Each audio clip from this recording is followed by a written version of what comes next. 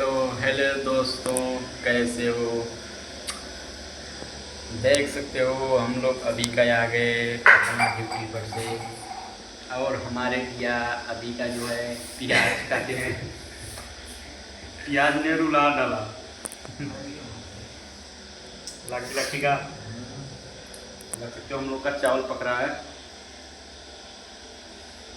और अभी का हम लोग अपना ड्यूटी से आ गए। तो दोस्तों अब फिर देख सकते हो हम लोग जा रहे हैं पनीर बनाने। और बनाएंगे हमारे भैया पनीर। देख सकते हो पनीर।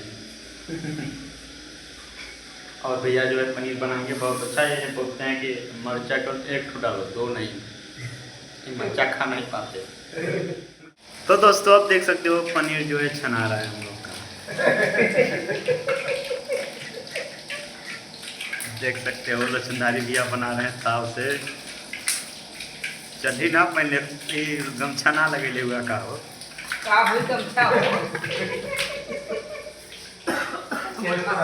अभी का हम लोग अपना ड्यूटी से चले आए।